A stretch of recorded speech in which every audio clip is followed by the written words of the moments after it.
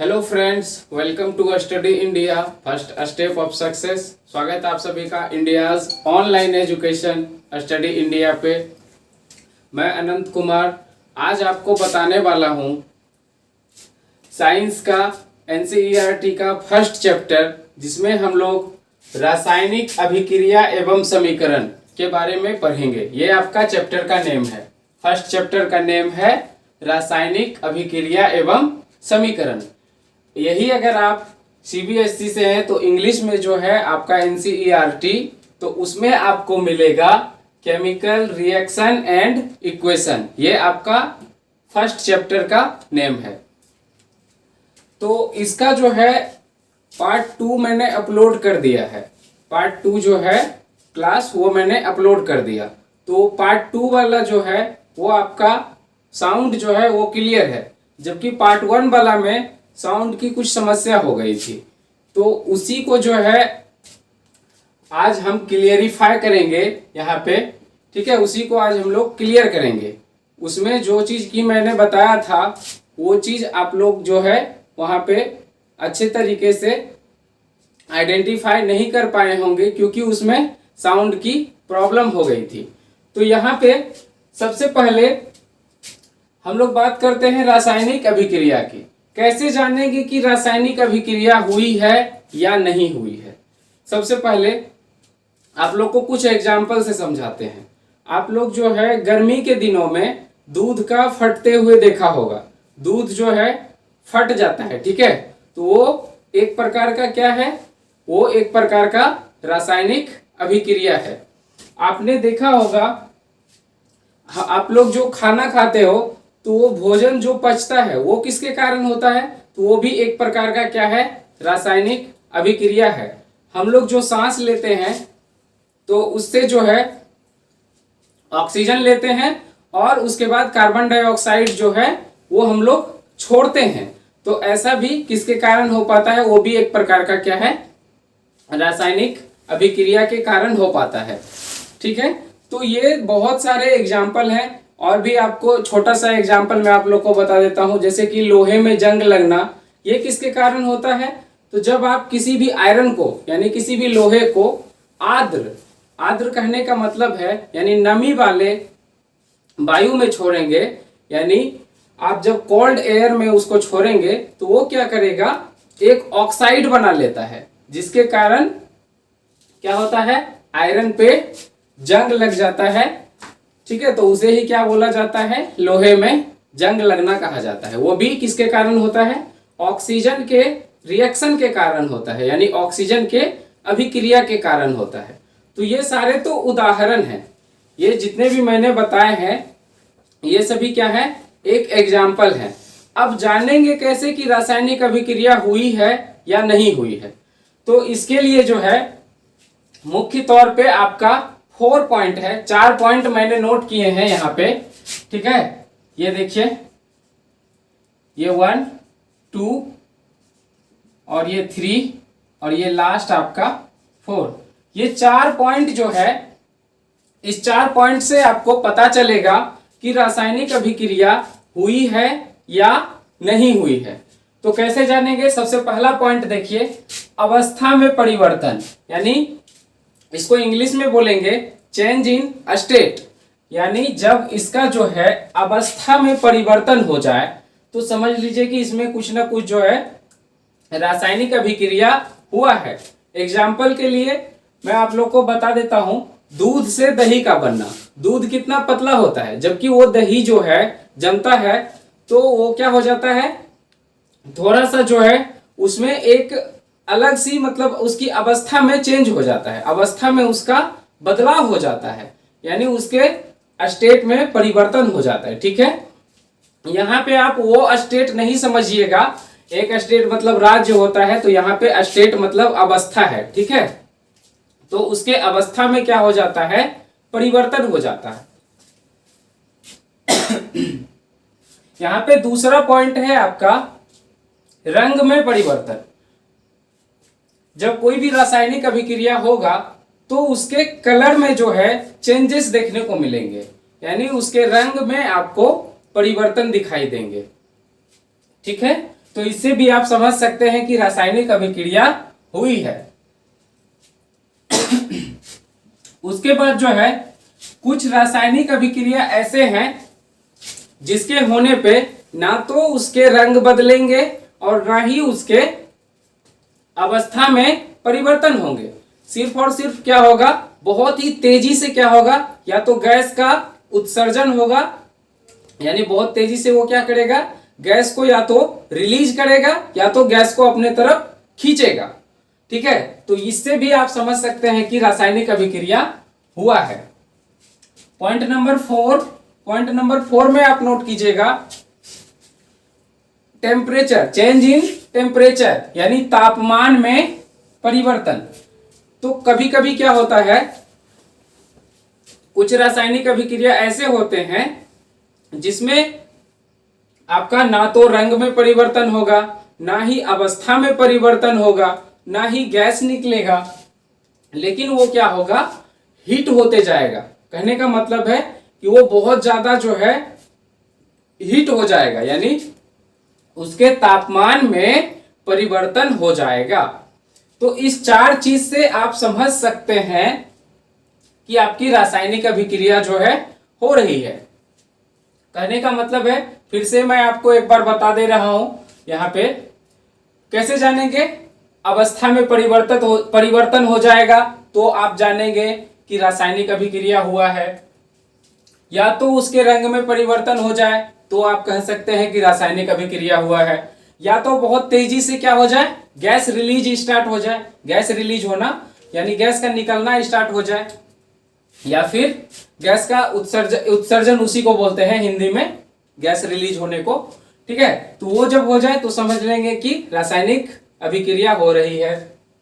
या तो आप देखेंगे तापमान में परिवर्तन है तो भी आप जानेंगे कि रासायनिक अभिक्रिया हो रहा है। ठीक है, तो इन 4 चीज से आप कह सकते हैं कि रासायनिक अभिक्रिया हुई है। ठीक है, आपका जो है एग्जाम में क्वेश्चन सीधा सीधा बनता है, आपको एग्जाम में क्वेश्चन पूछा जाएगा कि आप कैसे जानेंगे कि रासायनिक अभिक्रिया हुई है। ठीक है, तो आप कहेंगे कि निम्नलिखित बातों से हम कह सकते हैं कि रासायनिक अभिक्रिया हुई है, और ये इसी 4 पॉइंट को जो है आपको वहां पे लिखना है। आप वहां पे लिखेंगे कि हम निम्नलिखित बिंदु के माध्यम से बता सकते हैं कि रासायनिक अभिक्रिया हुई है, और ये 4 पॉइंट लिखेंगे। इंग्लिश में जो लिखेंगे तो ये अवस्था में परिवर्तन को क्या लिखेंगे, चेंज इन स्टेट, रंग में परिवर्तन को क्या लिखेंगे, चेंज इन कलर, गैस का निकलना को क्या लिखेंगे, रिलीजेस डिफरेंट गैसेस। ठीक है, उसके बाद जो है तापमान में परिवर्तन को क्या लिखेंगे, चेंज इन टेम्परेचर। ठीक है, तो इतना तक तो आपको समझ में आ गया कि रासायनिक अभिक्रिया जो है किस तरह से होता है। अब हम लोग जो है एक चीज मैं आपको बता देता हूं, यहाँ पे किसी भी अभिक्रिया जो है अकेले नहीं करता है, कोई भी जो है एलिमेंट अकेले रिएक्शन नहीं करता है, किसी ना किसी के साथ वो मिलके रिएक्शन करता है। जैसे एग्जाम्पल के लिए जो है, ये आपका एग्जाम्पल यानी कि उदाहरण के लिए ये आपका मैग्नीशियम है। मैग्नीशियम आपका ऑक्सीजन के साथ अभिक्रिया कर रहा है, और ये अभिक्रिया करके क्या बना रहा है, मैग्नीशियम ऑक्साइड बना रहा है। ध्यान से सुनिएगा, मैग्नीशियम है और ये मैग्नीशियम ऑक्सीजन के साथ अभिक्रिया कर रहा है, अभिक्रिया करके क्या बना रहा है, मैग्नीशियम ऑक्साइड बना रहा है। ठीक है, इसमें एक चीज और लिख देते हैं, इधर के साइड को ये देखिए एरो है यानी तीर का निशान है, तीर के लेफ्ट साइड वाले को यानी तीर के बाएं साइड वाले को लिखेंगे LHS, और तीर के राइट साइड वाले को लिखेंगे RHS। ठीक है, क्यों लिखते हैं, इसका फुल फॉर्म LHS का होता है लेफ्ट हैंड साइड, ठीक है, और RHS का राइट हैंड साइड। ठीक है, तो इसीलिए इसको LHS और RHS लिखते हैं। ठीक है, तो LHS के साइड जो होता है उसको क्या बोलते हैं, उसको बोलते हैं रिएक्टेंट। क्या बोलते हैं उसको, रिएक्टेंट। रिएक्टेंट कहने का मतलब है, हिंदी में बोलते हैं इसको अभिकारक। क्या बोलते हैं? अभिकारक। यानी कि अभिकारक किसको बोलेंगे? जो कि अभिक्रिया कर रहा है उसको क्या बोलेंगे? अभिकारक। ध्यान से सुनिएगा, जो अभिक्रिया कर रहा है, ठीक है, उसको क्या बोलेंगे? अभिकारक बोलेंगे या रिएक्टेंट बोलेंगे। ठीक। और अभिक्रिया करने के बाद जो चीज की बना है, अभिक्रिया करने के बाद जिस चीज का निर्माण हुआ है उसको बोलेंगे रिजल्टेंट, यानी एक तरह से रिजल्ट। ठीक है, जो रिजल्ट आया तो उसको क्या बोलेंगे? रिजल्टेंट। अभिक्रिया करने के बाद जो रिजल्टेंट हुआ उसको क्या बोलते हैं हिंदी में? उत्पाद। यानी अभिक्रिया करने के बाद जिस चीज का निर्माण हुआ है उसको क्या बोलते हैं? उत्पाद बोलते हैं। ठीक है, उम्मीद है कि यहां तक आपको समझने में किसी भी प्रकार की कोई समस्या नहीं हुई होगी। ठीक है, तो अब हम जो है आगे बढ़ते हैं। आगे बढ़ने से पहले एक चीज आपको बता दें कि ये जो है, यही अभिक्रिया को जो है सांकेतिक भाषा में लिखा गया है। ठीक है, यानी ये इसका जो है क्या है? संकेत है, यानी चिन्ह कह सकते हैं। ये देखिए, ये जो है आपका एक प्रकार से इसका चिन्ह कह सकते हैं। मैग्नीशियम को Mg लिखते हैं, मैग्नीशियम को Mg लिखते हैं, और ऑक्सीजन को O2 लिखते हैं।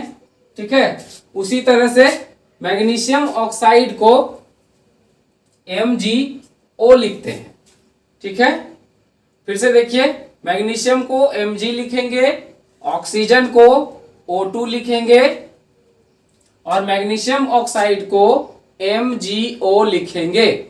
एक चीज मैंने आपको और बताया था, एक्चुअली उसमें साउंड नहीं आ रही होगी तो इसलिए जो है आपको सही से सुनाई उसमें नहीं दिया होगा, लेकिन मैंने लिखा था तो वो आप लोग अगर वीडियो देखे होंगे, क्लास देखे होंगे तो आपको दिखा जरूर होगा। ठीक है, मैंने आपको बोला था कि जैसे कि इस मैग्नीशियम को बहुत बच्चे जो है क्या करेंगे, मिस्टेक करते हैं, सोचते हैं संकेत ही तो लिखना है तो M लिख देते हैं। ठीक है, तो वो आपका गलत हो जाएगा। वो इसलिए गलत हो जाएगा क्योंकि हर चीज के लिए एक जो है पर्सनली इसका संकेत दिया गया है। ठीक है, तो उसको आपको याद करना होगा। मैंने आपको बोला था कि आप जो है कम से कम 1 से लेके 20 तक एलिमेंट के नेम, परमाणु संख्या और जो है उसका संकेत याद कर लीजिए। ठीक है, जैसे कि एग्जाम्पल के लिए, चलिए मैं इसको यहां तक आप जो है समझ गए होंगे। ठीक है, ये कुछ नहीं है, एक्चुअली यहां तक जो है आप समझ ही गए होंगे। ये मैग्नीशियम का Mg है, ऑक्सीजन का O2 है, ये आपका एरो का निशान है, ये मैग्नीशियम ऑक्साइड का MgO है। ठीक है, ओके, थोड़ी सी समय दीजिएगा, इसको हम स्वैप कर रहे हैं। ओके, यहाँ पे मैं आप लोग को बताने वाला हूं, जैसे कि 1 में नोट करते जाइएगा। 1 में आपका होता है, एक्चुअली इधर आप लिख लीजिए परमाणु संख्या। ठीक है, यहाँ पे परमाणु संख्या, यहाँ पे जो है तत्व के नाम या फिर तत्वों के नाम, और यहाँ पे जो है संकेत। ठीक है,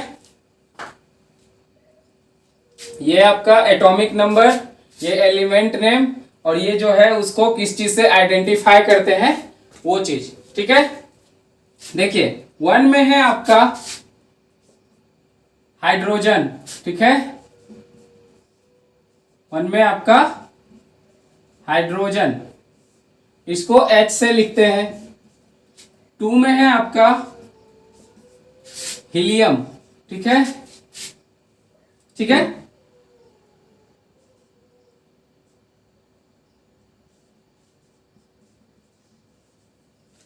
हीलियम, इसको He से डिनोट करते हैं। इसी तरह से जो है आपका पूरा है। ठीक है, तो मैं आपको बोलते जाता हूं, आप लोग जो है कॉपी पेन, जैसा कि मैं आपको पहले ही बताता हूं कि मेरे क्लास में कॉपी पेन लेके बैठा कीजिए, तो मैं आपको यहाँ पे बोल रहा हूं। 3 में है आपका लिथियम, ठीक है, मैं आपको संकेत लिख रहा हूं, यहां पे मैं बोल रहा हूं, ठीक है, लिथियम। 4 में बेरिलियम, ठीक है, Be।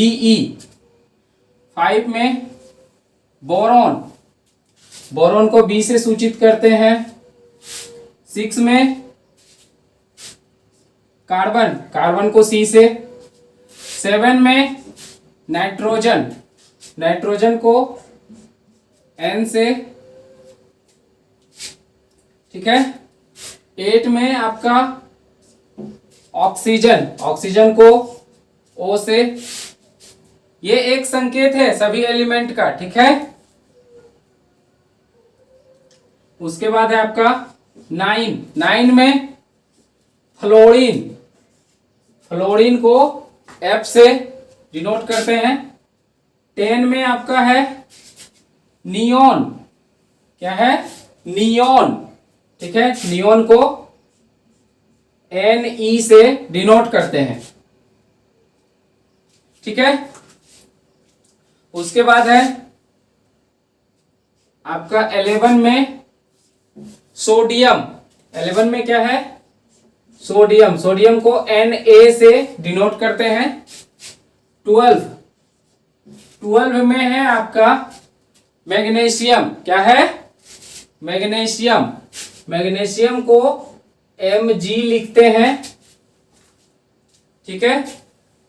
उसके बाद है आपका 13 में एल्युमिनियम, 13 में क्या है, एल्युमिनियम, Al, इसको क्या लिखते हैं, Al, ठीक है।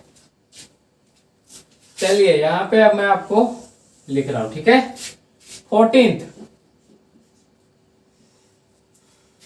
14 में आपका सिलिकॉन, क्या है, सिलिकॉन, सिलिकॉन को Si से लिखते हैं। 15 यानी 15 आपका है किसका, फास्फोरस का, फास्फोरस को P से लिखते हैं। 16 यानी 16 है आपका सल्फर का, इसको S से लिखते हैं। 17 यानी 17 में है आपका क्लोरीन, इसको Cl से लिखते हैं। उसके बाद 18 यानी 18 है आपका आर्गन का, ठीक है, इसको Ar से लिखते हैं। 19 है आपका पोटेशियम का, पोटेशियम को K से लिखते हैं। और 20 यानी कि 20 है आपका कैल्शियम, ठीक है। तो बुक में जो है ये आपको टोटल जो है, ठीक है, 114 के आसपास एलिमेंट मिलेंगे आपको बुक में, ठीक है। तो उतना ज्यादा अगर आप याद नहीं कर सकते तो कम से कम 20 या 30 तक जो है आप याद कर लीजिए। जैसे कि कैल्शियम के बाद है आपका स्कैंडियम है, वेनेडियम है, टाइटेनियम है, क्रोमियम है, ठीक है। तो बहुत सारे एलिमेंट हैं। एक्चुअली मुझे भी याद करने में थोड़ा सा समय लगा था, तो इसके लिए आपको भी समय लगेगा थोड़ा सा, तो इसको याद करना बहुत जरूरी है, ठीक है। क्योंकि इसको जो है एज ए टेज आपको जो है याद करना पड़ेगा। जब तक याद नहीं करेंगे आपको ये संकेत जो है रिमेंबर नहीं रहेगा, ठीक है। ओके, तो ये जो है आपका एलिमेंट नेम है, यहां मैंने 20 तक लिखा है। आपका एनसीईआरटी बुक में, ठीक है, या फिर एक साइड से भी अगर आप केमिस्ट्री का बुक लेते हैं तो उसमें आपको 114 यानी 114 के आसपास जो है आपको एलिमेंट मिल जाएंगे, ठीक है। तो वहां से आप याद कर लीजिएगा, ओके। तो अभी जो है मैं आपको बताने वाला हूं, यहां पे चलिए इसका स्क्रीनशॉट ले लीजिएगा आप अपने मोबाइल में, ठीक है। चलिए इसको मैं आप स्वैप कर रहा हूं, ओके।